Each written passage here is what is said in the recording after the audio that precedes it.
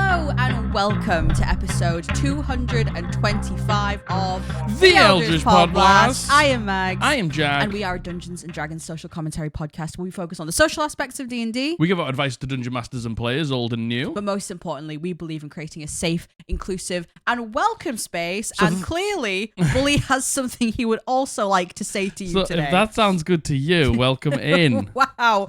I'm not kidding you. 2 seconds before we started, we were like, hey, Bully, could you please just be normal for this? Normal for this episode, and and he was like, nah. Nah, why would I do that? He was like, nah. Nah, you know what? No, I don't think so. He said, John, I was going to be normal. But then you said something. So now I'm not going to be. He really is his mother's son. Yeah, he is. Yeah. Indeed. Well, before we get into anything else, I would like to make an announcement, and I am so proud to announce that this episode of the Eldritch Podblast is sponsored by TableTone. Thank you so much to TableTone for sponsoring this episode. Especially thank you so much to Nikki, who we've been talking to back and forth. So, what is TableTone? I hear you crying from the rafters. I hear you asking. Don't know why I'm saying it like this. TableTone is a mobile audio app built for TTRPGs, and it delivers studio quality adaptive soundscapes. It was built with literal game masters in mind for creating an immersive, flowing soundscape that can be tweaked and changed literally in real time. In the moment as you're playing. You're going to see on this week's episode of The Ascension of Farador, we use it throughout the whole episode. Yeah. And I'm being so serious with you right now.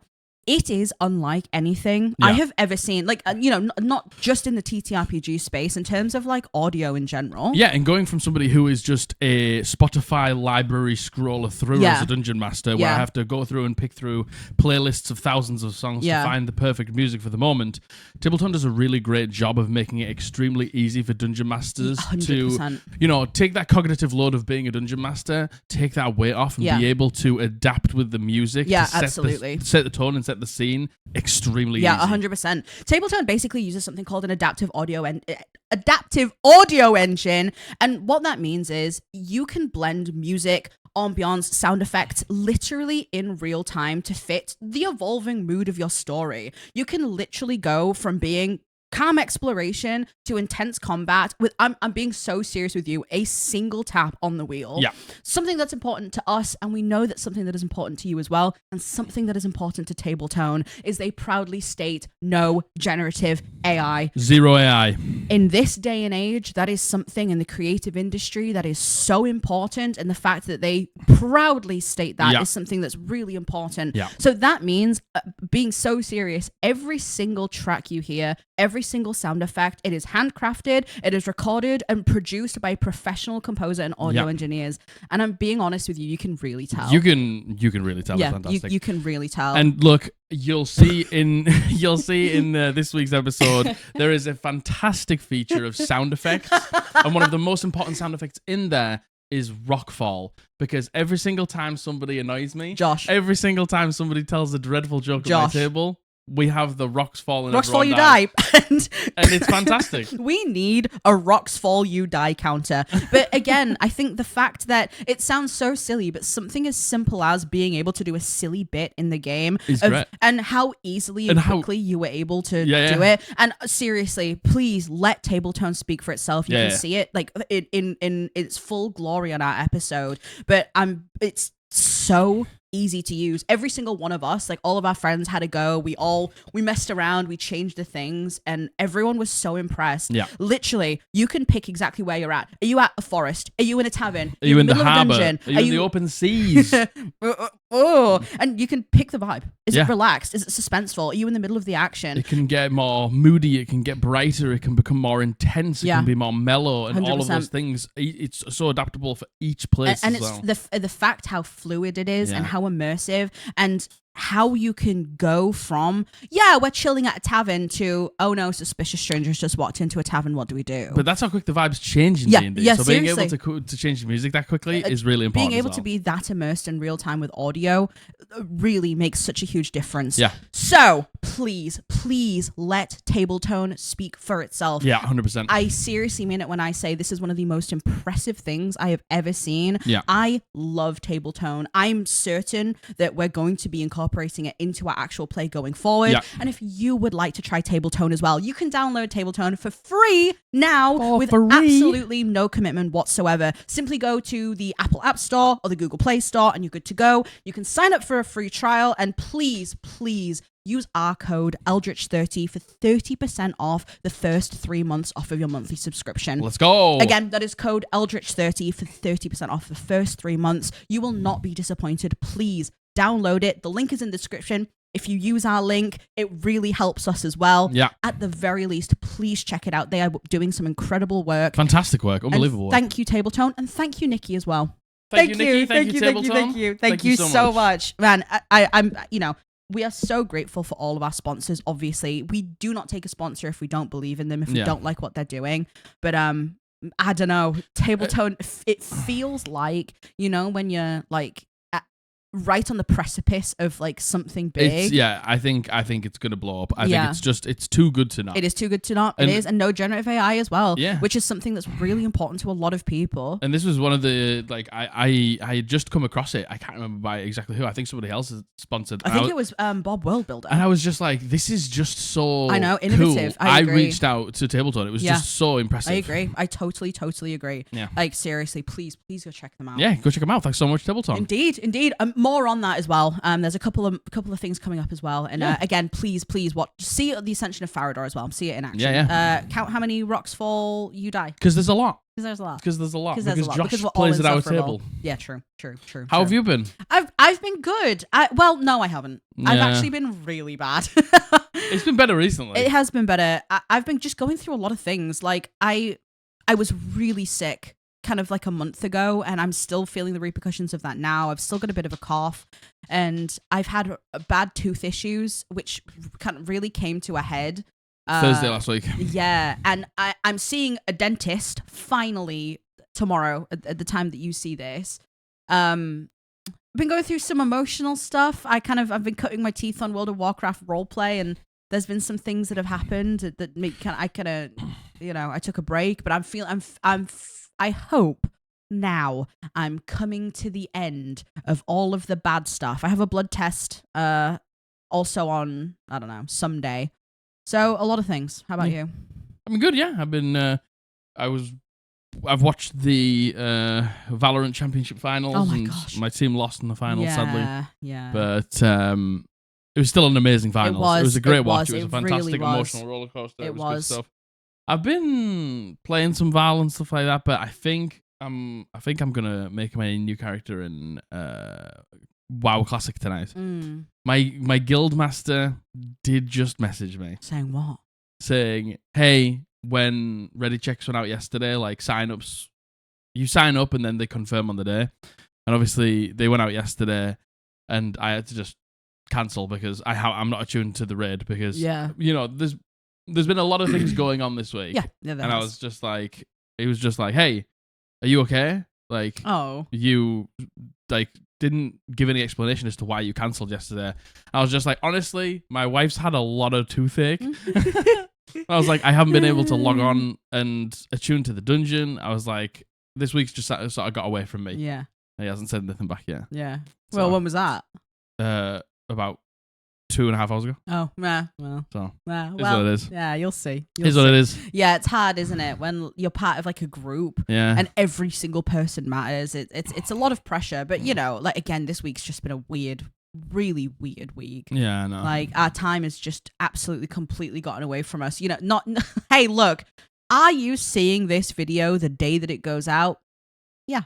We're recording it probably about this video goes out in 4 hours because we were supposed to record it on Friday. Yeah, but you had like really on like Thursday unbelievably night. bad. So I didn't go to sleep till about 7 a.m. Yeah, so then we woke up. I slept till 3 p.m. Yeah, and then obviously there was no time to record it then. Yeah. So because we stream at 6. Yeah. So we're just having to record this on the day it goes out. Such a weird week. I hope that's it for weird weeks. I'm sick of weird weeks. Yeah, we've had so many weird weeks recently. I'm over it now. I want some normalcy in my life again. Give me some normal weeks.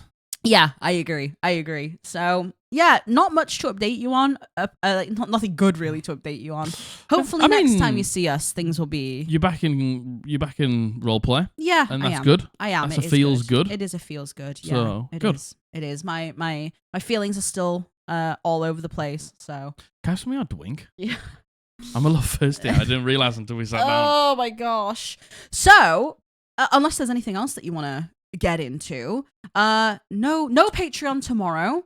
No Patreon next week. Yes, Patreon next week. Thank you, patrons. Thank you so much for being so patient and understanding with us the past couple of weeks where things have just kind of really been up in the air. You know, we've still been streaming on Patreon. If you didn't know, we have a Patreon where the tiers range from, I think like £2 a month up until about £8 a month. And all sorts of different benefits. The biggest ones, I would say, are the Ascension of Farador roundtable every month, where we get any amount of our friends together and we literally just yap about Farador. Farador. We just kind of yap in general. Yeah. And then there is the Entity D&D Advice, where it is a much smaller pool of people. There is no spinning wheel if you've been to our Twitch channels. And we get through them chronologically and we can answer them far more in depth. And it's just a smaller group of people. We go really in depth, where we've actually like built people encounters and stat blocks and stuff like that. I'm just trying to get my dog to stop licking himself. 1 second. Dog's being a demon. Dog's being a demon. Yeah, we've literally built people encounters, taken looks at stat blocks, gone through storylines of campaigns, BBEG motives and stuff like that, and literally helped people build their campaigns, build new characters, and it's just all a lot sorts. of fun. It's just a lot of fun. The Patreon's kind of, hey, you think the Twitch streams are unhinged? Yeah, the Patreon streams, you get the tea in the Patreon streams. I'm not gonna lie. We need to add a new tier to the Moon Druids. We need to put Matthew feet every week. Oh, Matthew feet every week. He just shows his feet for some reason. His feet. He shows his feet on the True. I will. So I'll put Matthew's feet. Come on over. We get an influx of patrons just to see Matthew's feet, and then Matthew has to deliver. And then Matthew's feet. like, I don't want to do it anymore. So if that sounds interesting to you, please check the link in the description. Also, the same for YouTube memberships. You get exactly the same perks. Exactly the same perks. It's exactly the same thing. Indeed. And we're streaming right now. Twitch. Yeah, we're streaming. I think we're probably just yapping today, to be honest with you. Yapping. So yeah, come on over. We would love to see you. And with that, shall we do some D&D horror stories? I think we should do some D&D horror stories. So, thank you so much to all our patrons and YouTube members. You have no idea how much we appreciate your support. Gain exclusive access either on Patreon or become a channel member here on YouTube for perks like channel badges and emotes on YouTube. You get 2 extra and exclusive monthly live streams, including a roundtable with a cast of our D&D actual play, The Ascension of Farador, for all of your burning questions. As well as an intimate D&D advice live stream where we can answer your D&D questions in depth and one-on-one. If you would like to support us directly and gain access to these perks, check the link in the description to go to our Patreon or simply click the join button here on YouTube. Thank you. Are these all from the Reddit? I don't know. Hold on. Yes, these are all from the Reddit. Now, again, some of them are a little long because there's a lot of context on a lot of things going on. That's okay. Sometimes they're the best ones though. So, I would like to start off with this one. I don't think this one is very long. This is a really serious one. Okay. And I when we do horror stories, it's one of these things where some of them are just absolutely insane. You will see one of them. Some of them are really serious things that, like, I would say transcend simply just being terrible in D&D. Yeah. And things that I think are important to talk about and important to showcase because you never know who could have gone through something like this. Yeah. So the title of this horror story is RDM surprise drugged me and other players. And of course, the content warning here is non-consensual drugging. So, you know, back in 2015, I was a 22-year-old woman straight out of college and had just discovered the joy that is D&D thanks to Critical Role. Through a friend of a friend, I managed to find a group for my then boyfriend, his best friend, and myself to join. The DM was a man in his 40s who we didn't know very well, but I'm sure as people know, it can be hard to find a DM. Oh, it's hard. The first couple of sessions went fine, so we didn't think twice when he invited us to another one. He lived about an hour away from us, so we all got into the car together, we drove to his place, and there were 2 other PCs in addition to just us 3. Okay. Within our game, our characters meet with an official who offers us refreshments during the meeting. The refreshments are cupcakes, and at this point, the DM goes into his kitchen and brings out the cupcakes that he made for us for the session. Okay. I thought it was super sweet. We start eating the cupcakes as we play, and the DM tells us to make saving throws. It turns out the cupcakes in-game are drugged and are intended to knock our characters out. The official is secretly evil and trying to set us up. So far, so good. Then the DM drops a fact that the cupcakes we are actually eating in real life are also drugged. We immediately ask, what the hell does he mean? And he says that the cupcakes are edibles. I don't do any drugs, so I'm obviously pretty upset to learn this. In addition, we drove here, which means we had to drive home too. At this point, we should have just left him. At this point, how do you drive home? At this point, out to him. Sorry, I'm so stressed out. She's cooked. We point this out to him, and he says the dose is low, so it's no big deal. At this point, we should have left, but we stayed to finish playing the session because we were young and we struggled to assert ourselves. My boyfriend and his friends are playing dwarves, and they had advantage on saves against poisons. I happened to roll a natural 20. As a result, the drugs didn't work on our characters. But we're all high as shit. Blitzed. This clearly frustrates the DM, who tells us there's no way out of the room, and no matter what, we are going to be restrained. He doesn't let it play out. He just tells us we're knocked out, because clearly that's what he had planned. That was the plan. We wake up on a ship. We're confused because we had a pretty clear story going before this, and it becomes clear that the DM scrapped that entire story and is trying to completely shift gears to a pirate adventure. My boyfriend's friend is pissed about this entire situation, so he starts talking back in-game to the pirate captain. She whips him every time he talks back and immediately does 1 point of damage. No AC check, no chance for him to fight back, no rolling. He doesn't let this discourage him, and he continues to insult her. The DM is frustrated and is like, seriously, man, stop talking back to her. She's going to kill you. My boyfriend's friend says, okay, then I'll just die. At this point, the session understandably ends. I had only taken like one bite of the cupcake, so I took the risk to drive home since we were an hour away from our homes. Yeah. We communicated with the DM online that we did not appreciate the surprise drugging, and he gave a half-assed apology and tried to schedule another session. We told him we obviously were not interested. He proceeded to send my boyfriend an angry message telling him that we're all awful players and awful people. Yes, it's you who are in the wrong here. So that was fun. Oh my God. What the fuck? And the thing is, right, when the DM comes out, and the DM's like, in game, here's a refreshment, a cupcake. Yeah. And then the DM brings out some cupcakes. You and go, eat them. that's so much fun. Yeah, but then you hear that they're drugged in game, and then you're like, but these aren't, right? And then he's like, yeah, they are. And then he's like, by the way, the cupcakes all knock you out. I would be sat there. I would be so IRL, scared. like, I'm gonna pass out. Being this so is like, serious he's trying with to you. mirror this situation. I would be so scared. I'm gonna get restrained. I'm gonna pass out. Yeah. I'm gonna wake up somewhere else. Yeah. Like all of these things that are happening that he's narrating to my character, Yeah. I'd be like, all of these things are gonna happen because I've eaten this cupcake. I would be. I'm being so serious with my you. God, that is so scary. I would honestly be fearful for my life if that was what was happening. And again, like, yeah, you've played a couple of sessions with him, but now you're an hour away from home. Yeah, there's a few of you. There's other people there. Like, you've gone to his house and he's in game saying that you're going to be knocked out, and also the cupcakes that he's made you have drugs. I'm being so serious. I would be absolutely. I would probably honestly call the police. I'd be so scared. I'm pretty sure this is like a criminal offense. This is definitely a criminal. This is 100% a criminal offense. I get that it's just an edible. Yes, right? I get it. I get that. Look. Fucking like I do genuinely believe that marijuana should be legal everywhere. Yeah, no, I agree. It causes more problems it being illegal than it does than it being legal. But you know, like as somebody who doesn't do anything like that. Yeah. I had my time in the sun with frolicking around with things like that when I was a teenager. Yeah. And when I grew up and I became an adult, I said, I'm not drinking, I'm not doing any drugs or anything like that. I just don't, it's just not something that I enjoy. Yeah. If somebody then made me eat something that I didn't 100%. Want to, like against my will, when I've made the conscious choice to not do anything like that anymore, that is so unfair.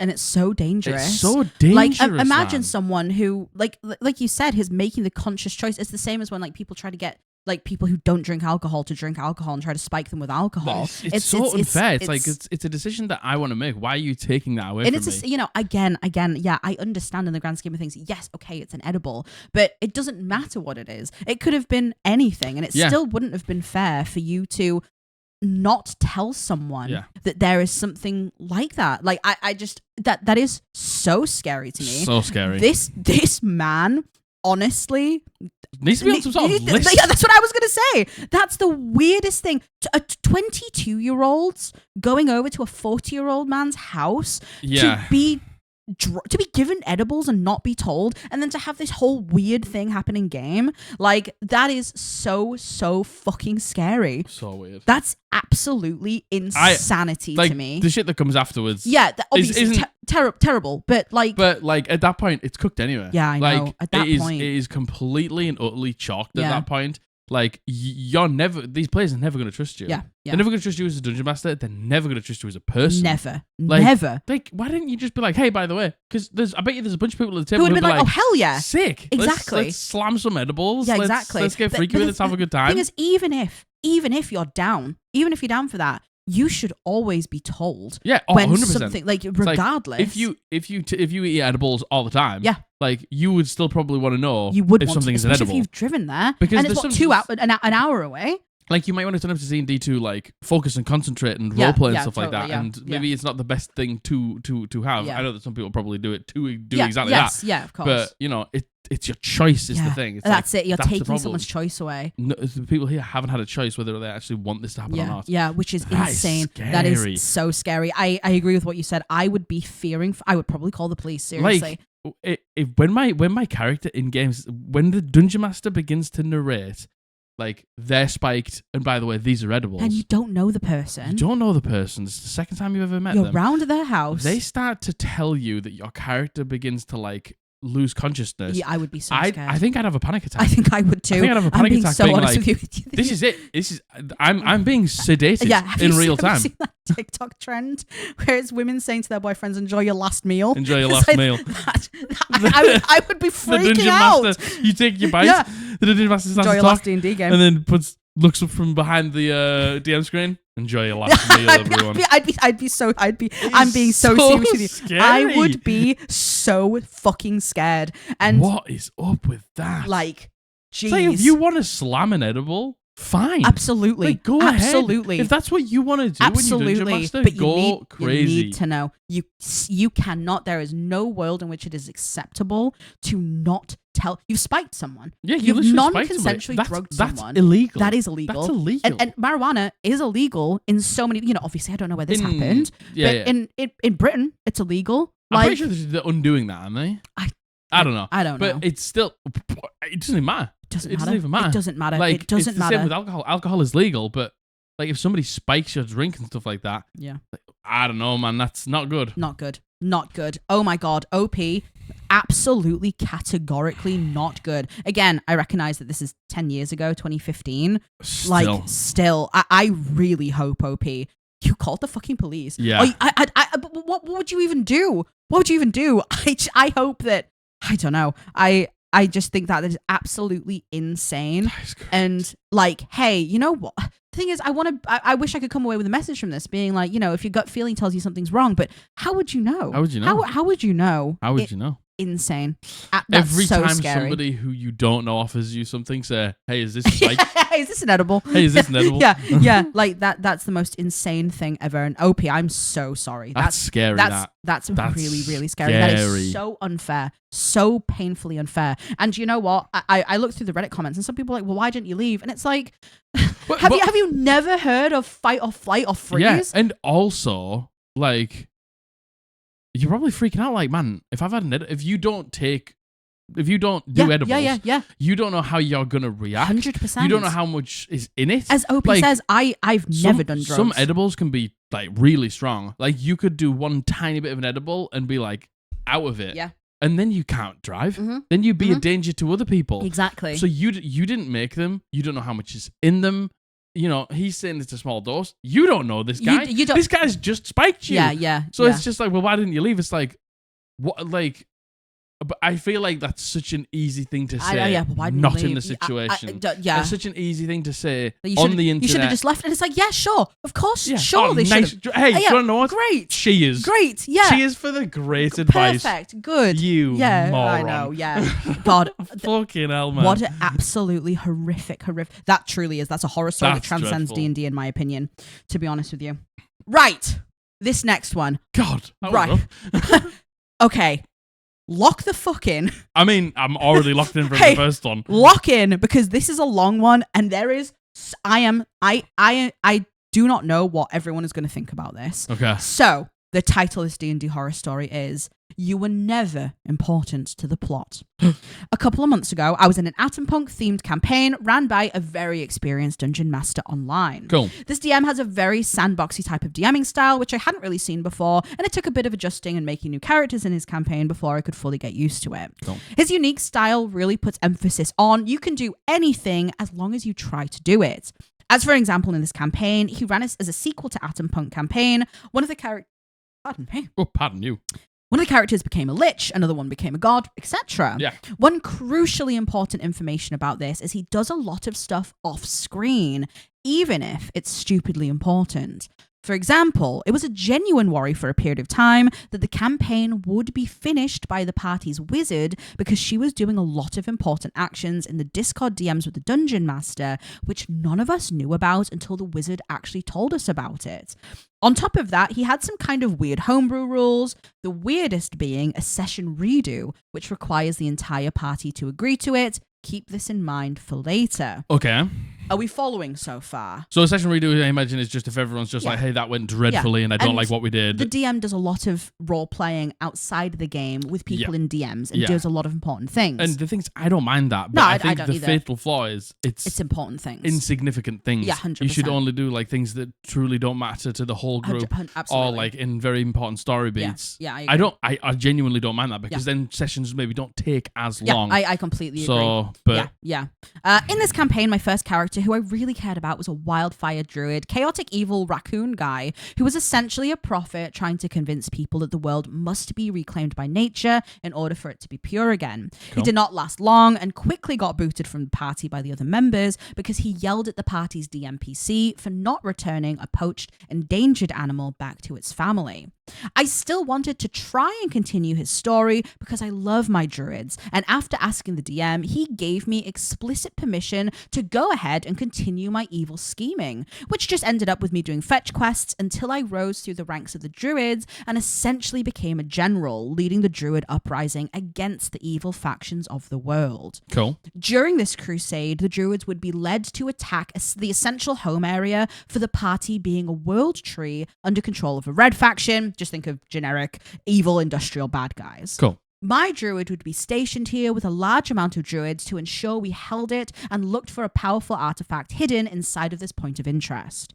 At the same time, the party returned to the world tree to help take it back from the druids, which I thought would lead to a cool epic reveal and then showdown from the past party member against the party, which is where things started to go way downhill.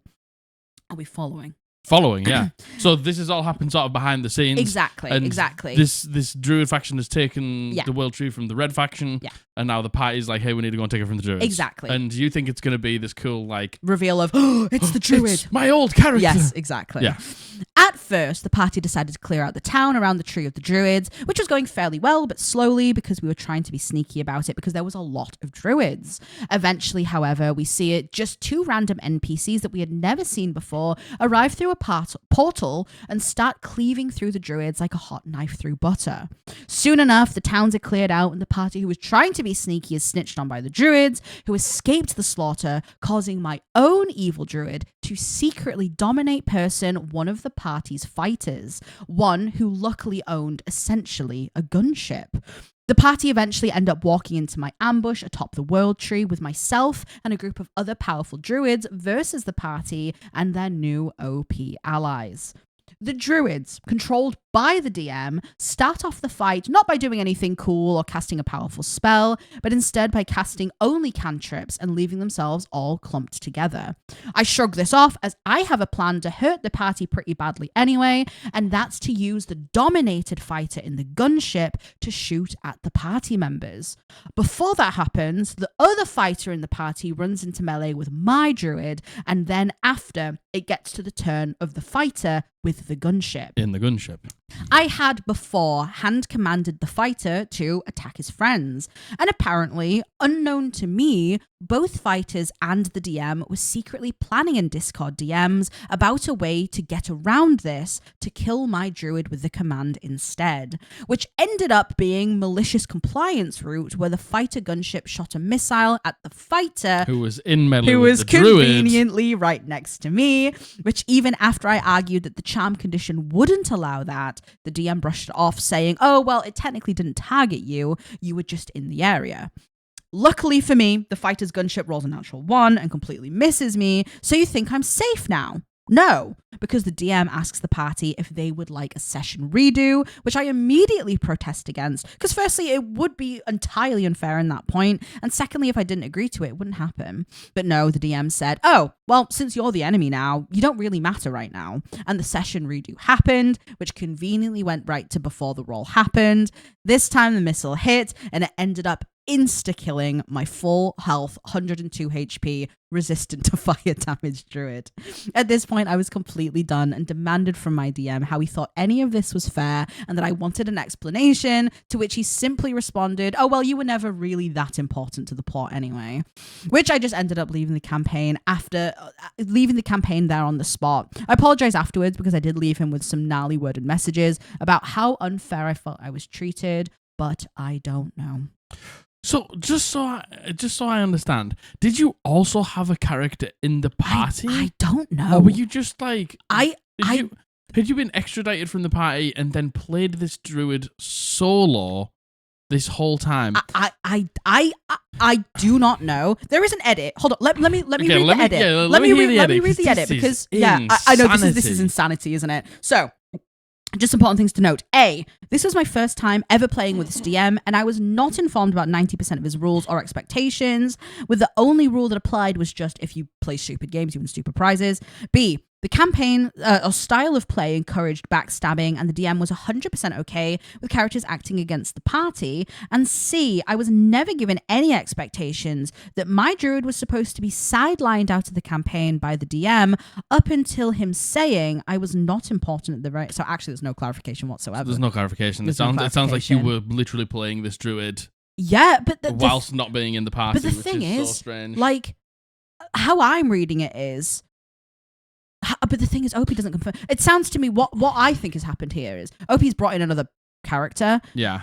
But also with done this at the same time. And done all of this. You know how they said like the wizard was doing loads of things in private with the DM? I think that's where this all falls down. I agree. Is you find out when you're running your master plan of the fighter and the gunship being dominated, you're like, like talking to the dungeon master, but you don't realize that the dungeon master is like talking to everybody else, and they're scheming against you, and you're scheming against them, and they're scheming against each other. It's just like, hey, why don't we all just like work together? And I know that not every campaign needs to be like that, and you know there are some evil campaigns that work, but this is a way to have an evil campaign not work at all. This respectfully, what a hot mess. What a disaster. This is such a mess. Like, I think you're right. I think it goes around the crux of the DM having all of these private conversations. And then the thing is, like, it is cruel to say, like, you were never important to the plot. That is a cruel thing to say.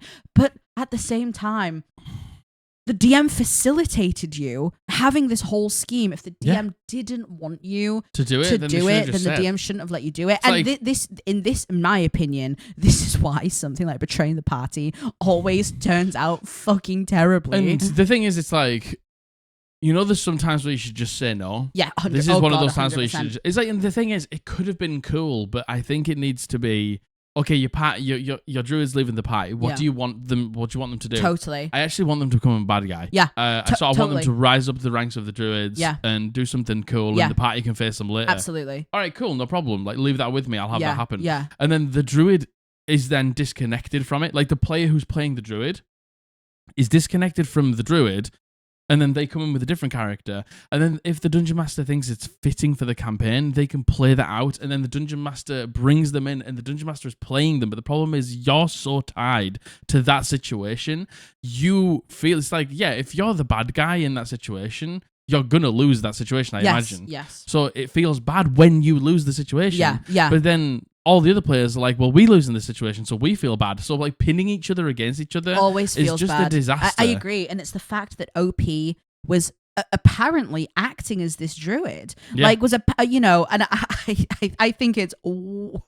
I think it's whackers and bonkers to be like, I had a plan that was really going to hurt the party. I don't think that's good. I don't think that's good. I think that's a crazy thing to say. Unless everyone's like cool with that. But the thing is, they're not. Yeah, that's the thing. It's like, if you're cool with that, then cool. But you're clearly not cool with that, and you're all like at each other's throats. No, and man, and nobody wants to fail, and then dude, like dominating another PC is a whole can of worms that is just the most awkward thing and the most I feel like one of the most uncomfortable things in a situation where you've turned on the party and you're dominating another party member. Like they have to kind of like swallow that betrayal and then they have to work with you. Like that feels especially bad. And you know, I feel like in this situation there's things everyone should have done better. But like ultimately the dungeon master, if they never wanted you to betray the party, which they obviously didn't, because they went to this other player. Because they went to the other players and they were like, hey, on how guys, to kill you off. This guy's dominated and we need to find a way to get around it. It's just like, why are you encouraging both sides? Yeah, I know. I think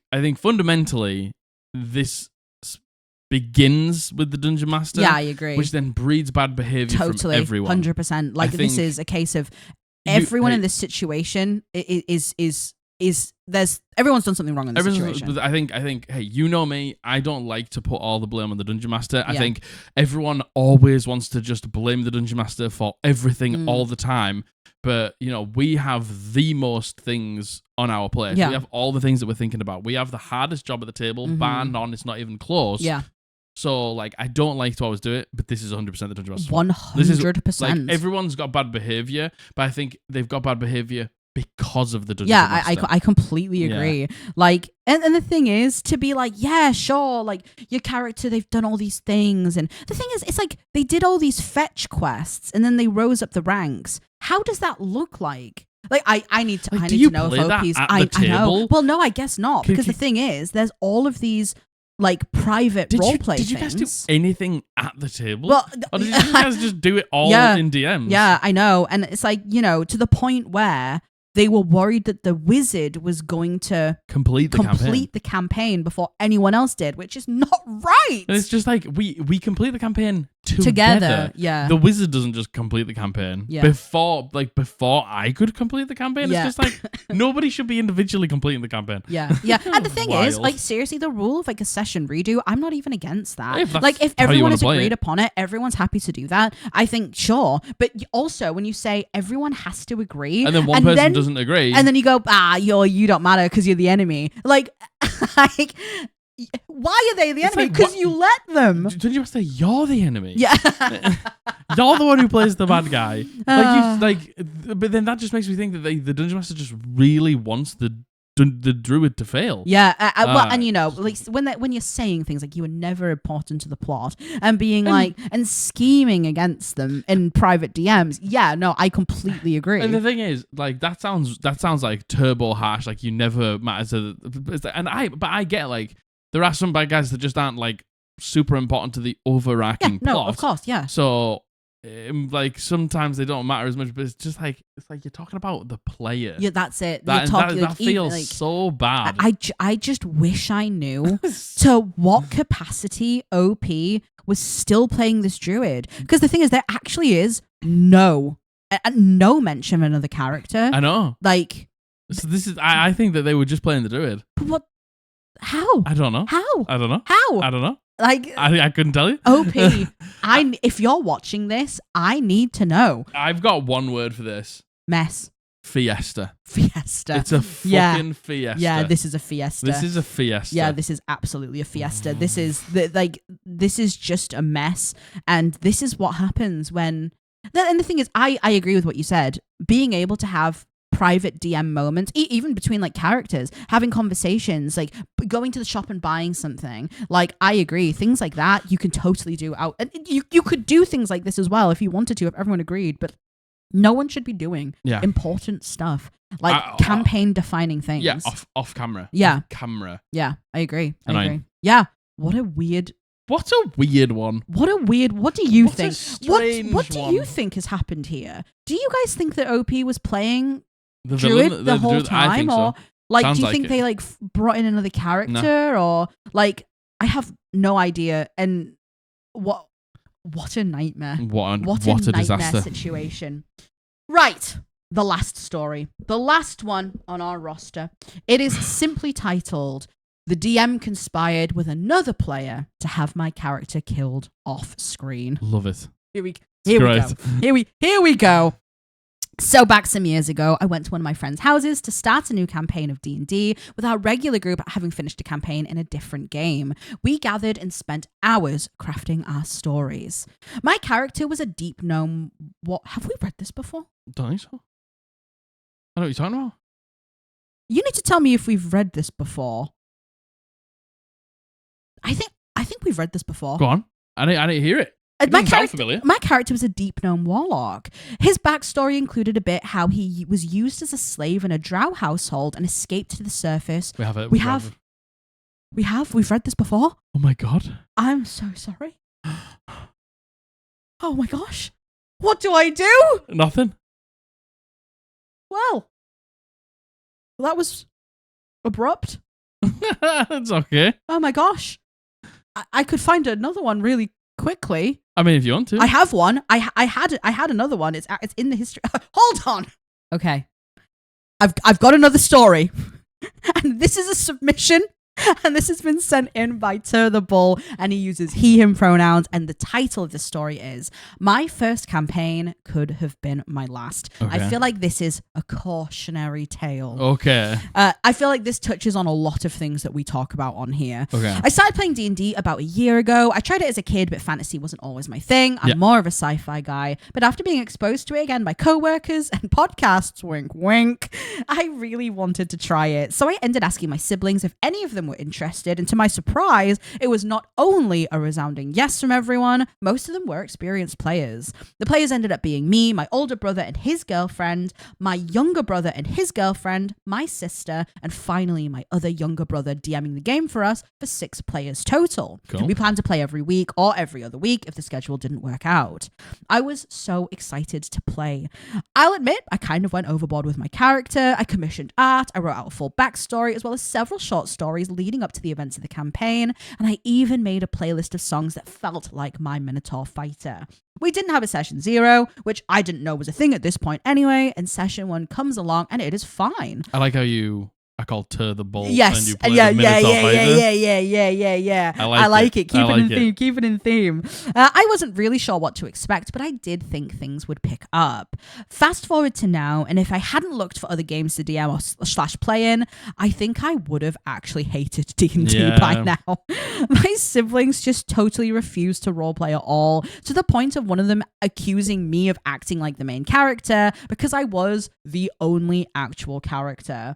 Everyone else were just rolling dice and nothing else. I didn't learn anything about anyone's backstories, and everyone just seemed bored when they were finally dragged to the table to play. We made a Discord for the campaign and scheduling that no one ever used, to the point where we had to make a Facebook group chat, which nobody ever used. And even with 6 players, as soon as one player couldn't make it, the session was just called. That's it. We didn't try and play around it or anything else. It was just, sorry, let's try again next week. Even worse, my siblings would have conflicting events that could have been scheduled for any other day.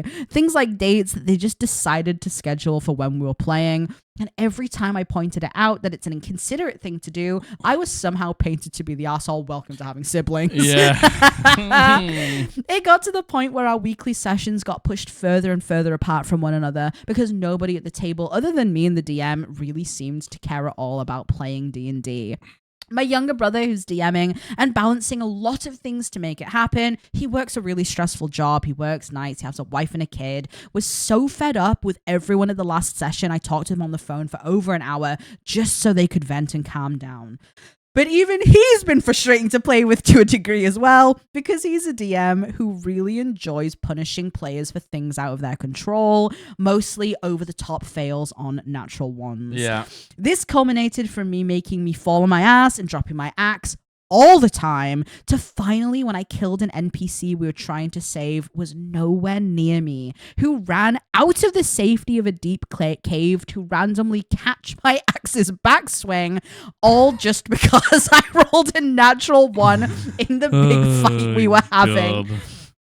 I actually ended up starting lying about my rolls. I started bumping my 1s to 2s just so I wouldn't be subjugated to humiliation every single time I rolled murdering one. And murdering beloved NPCs. I know I shouldn't be doing that, but I even discussed in length why I really hated the rule and how it was really only affecting me and the character I had put so much time and effort into just for him to look like a total dipshit every time we got into a fight, which was met with, well, I think it's funny and I'm going to do it for my own amusement anyway.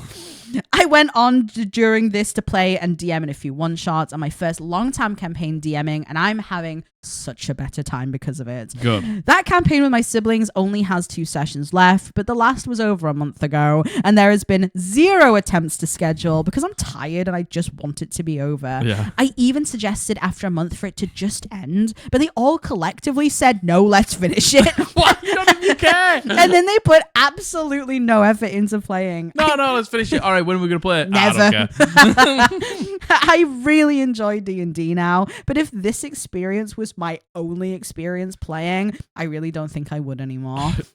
And do you want to know what? I'm not even remotely surprised. Seriously, I'm surprised that you stuck it out, to be honest. Seriously, same. These are the sorts of first impressions of the hobby that I'm like, how did you continue? Man, we hear so many stories where I'm like, how did you push on through that? Why did you continue playing? How did you keep... I'd have given up. Same. I think I would, because the thing is, when you have no experience with anything and you go into something like this, you go, this is normal. It is. The thing is, it's normal for some people. Yeah. But I think the reason I wanted to put this one in is because this is just such a perfect example of your first table very well might not be your forever table. No. And that's okay. That's okay. And like the thing is, if you don't want to put that effort in, fine. Like if you want to just play low effort, that's fine. It doesn't matter. Like you don't want to think of a backstory. You just want to turn up and roll some dice. Absolutely. But don't get mad at people who want to play the game the way that they want to play. It's like they're not getting mad at you, like, and saying like, be more of the main character. Yeah. I don't get it. Yeah, this is seriously. And again, when you have no experience, how are you to know that this is simply difference in playstyle? It's just different playstyle. That's simply all it is. And with your dungeon master as well. Yeah, and man, you know what? There's a reason. And again, how would a new player know that one of the most hated homebrew mechanics in the game is crit fumble tables? Yeah, how would a new player know that? Yeah, like they are. I'm telling you for free, they are the most hated homebrew mechanic in the game. Yeah. Full stop. Yeah. Crit fumble tables. Because what do you mean the NPC runs to get hit by the backswing of my axe? Runs out the cave and somehow runs into the backswing of my axe. How would you and dies? I know. And my god, that is fucking devastating. It's devastating. Well. It's so like, unfair. Not only do I already not hit, but I don't hit. In fact, no, I do hit. I hit the wrong person. The NPC and kill that I'm trying to save. The person who I came here to save is now dead because I rolled a natural one. That's it. I know. It's like a 1 in 20 chance to just kill the NPC. Straight up ruin the whole reason you're there. The whole mission. Yeah. Like, and you know what the thing is too? Yeah, sure. You shouldn't be. You shouldn't be fudging your rolls. But I can't tell you that I wouldn't do the same thing. I know, same. Would I, seriously, put me in that situation. Would I do the same? If every time I rolled a natty 1, we would fail the mission, the whole reason that we came to be here, I couldn't honestly in good tell conscience you say I wouldn't. I wouldn't fudge my roll. I know. Yeah, and I don't think you should ever fudge rolls. No, same. But when you're literally murdering beloved NPCs because you rolled a natty 1, I know. That's too much. Yeah, I agree. You're doing too much, and then people will then want to fudge their rolls. Yeah, and this is why people hate crit fumble tables. Seriously, this is why. And I am so glad that you continued, you pushed through. And I really want this to be a message for anyone who has had, even a slightly similar situation. Like, again, when you're playing with your siblings, of course, everything's going to be 1,000 times more intense. Of course it is, naturally. But take that aspect of it out. If you've played D&D for the first time, let's say you've tried a game online, you've gone to your friendly local game store, you've met people who, are different to you, and you play the game and you go, man, I'm so different to these people. And either you could be like Tur and you get really into your character, or you could be like the other players. You don't want to put that much effort into it. It's okay. And that's normal. You just need to understand you don't have the similar play style to those people. And there are people, players, DMs, games that do suit your play style. I promise you. You just have to find them. And I also get that when you're brand new, you maybe just don't get it yet. Of course. How can you understand what you don't understand? Like, I'm not making all these things because I don't even know they're things that I can make. 100%. I'm not making like these short stories. I'm not making a playlist of my character. I'm not making an art of my character because I don't even know I can. When I started D&D, I barely knew that those were a thing. Same. I didn't know those were a thing. Same. I didn't. Same. I didn't even think about what my character looked like until the second I turned up, and then somebody was like, "Hey, what do you want your character to look like?" And I was like, like this. Yeah. Same. And then how do you know? And I feel like you're shaped by the people you play with as well. Yeah. To a certain degree. So I think it's why it's so important when you're bringing new people into D&D and TTRPGs. Fucking just take care of him. Yeah, take care of him and set proper expectations. Yeah. But again, I don't think anyone's at fault here because I don't even. The Dungeon Master was brand new. Yeah. So how does the Dungeon Master know? Exactly. It's a lot of jumping through hoops and it's a lot of trial and error of learning what you like, and I think that's something that's not talked about enough. Yeah. There's so many guides on the internet to being like, here's how to create a good character, here's how to write a backstory, here's how to DM, here's mechanically. But when you're involved with other people socially, there's a whole other layer to it where everyone has preferences. Naturally, totally. You have preferences and you work that out. You have likes and dislikes. You muddle along and you eventually get to a point. It's like anything, I promise you, it becomes second nature. I could tell you every single thing I enjoy about D&D. I know the style I like now. I know how I like to roleplay. Yeah. I know the people I like to play with. But that comes from literally muddling through it. And that comes also from, just like years of playing now. Totally, 100%. And, what you even liked a year ago, 2 years ago, so it's changed since then. You just, like, it's the age-old thing of you get better at something when you do it. Yeah, like totally. You can't learn everything about D&D without playing it because there's just some things that you just will never understand until you play. Yeah, never. And I don't get this. At the end, they're like, "No, let's carry it on." It's just like, I know.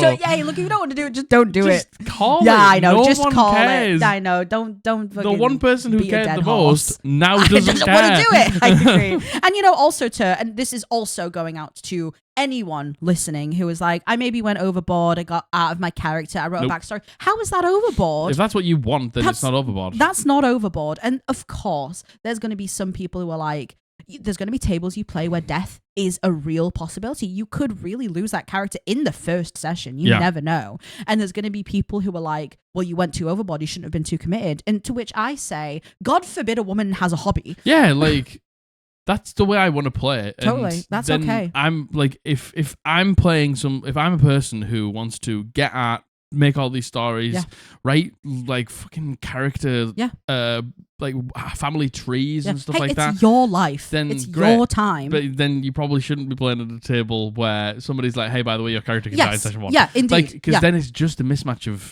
characters. Exactly, and that's all it is. If that's not the case, and you're just like, "Hey, you're the main character, and you should be less than the main character," it's just like that's not a valid reason for them not to be allowed to do it. Not. Again, even if you are playing in a game where your character could literally die session 1. If that's how you want to spend your time and your money and your effort and it brings you joy doing it, then do it. Who cares? Yeah. Don't let anyone. But then you can't be upset when your character dies. No, 100%. I agree. I agree. If it's what you want to do, fair enough. But if then your character dies and then you're like, but I've got all this art and stuff like that. Yes, of course. It's managing expectations. 100%. It's managing expectations. But, I even think in that situation, it's your time, your money. You do whatever you want. Do not let anyone tell you. But then you can't get upset. Yeah, no, totally. Yeah. I agree. And that's not what I'm disputing. But I'm saying, like, manage your expectations, obviously. But some people just like to create characters, and some people just like to do art of their characters and write stories. Some people make characters for nothing, like literally just to create a character, and there's nothing wrong with that. Nothing wrong with that and don't let anyone tell you that you're too into it, or you're being too dramatic, or you're being too anything for doing something you enjoy. Did you enjoy doing it? Yeah. Then that's all that matters. Like, being into things is cool. Yeah, like, I completely agree. I always say caring is cool. Yeah, like, I agree. Being passionate about something is cool, and like giving a fuck is cool. Yeah, I agree. I will never discourage anyone from being into something. I agree. Hey, are you having fun? Yeah. Are you not hurting yourself and or others? There you go. Who cares? Yeah. Who cares? Simply put. And let that please transcend into D&D. Yeah. Are you having fun? Are you not hurting yourself and or others? Go for it. Go for it. Go for it. Go buck wild. Go for it. But please, anyone listening who is new, hasn't played before, has maybe gone through a situation like this and you're feeling a certain way, just know that your first table very rarely is your forever table. Yeah. And it takes muddling through to get it. I promise. Keep muddling through. Yeah, it takes a long time to find those people, but you will. Yeah. Eventually you will Seriously, find you your will. people, I promise. You really will. I promise you will. And sometimes it'll feel like you're never going to find your people, but I promise you will. You will. Indeed. You will. Yeah, you will. You will. That's it. Hey, and that's it. That's it. That's all she wrote. What do you reckon? Ooh, baby. That's all. Hey, look, I'm sorry to go so quick. We need to go. We need to go. We need to skedaddle out. We need to skedaddle out. We need to get this uploaded and everything like that before. Not going to happen. Not going to happen, I'm afraid. Well, thank you so much for being here.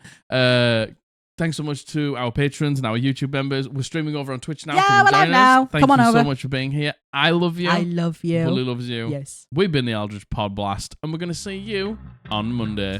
Bye. And once again, another huge thank you to our patrons and our YouTube members, and a huge shout out to our entity tiers. Hoobs, Ariel, Tula, Runarian, Maddie, Luna, Teddysaurus, Caspian, J-Spot TX, Dallin M, Sleepy, Joe Dragonlord 2, Alistar, Lawkeeper Society, Ricky B, Catherine, Fauskin, Azuriel, Panda Queen Plays, Xylo Boy, Lucas Iapetus, Luna River, Crestomancy, The Tacos Are Here, Hairy Godfather, Rainanana, Scrimbles, CJ Chantel 1313, Kaplan 1000, Pretend It's You Ace, Dana, Captain Hades, Sloby One, Amelia A, Rebecca K, Banoffee Spy, Tears of the Sun, BH, Crumley, Dink Twin, Light of Hearts, Nathan W, Timbo, Melosaurus Rex, The Nerdy Dreamer, Stephen R, Simple Gin, Danny Lee Phantom, Spiritual Rogue, Brit, M Rule the Board, Jordan SC, Dino Robot Lover, Drew Standpie.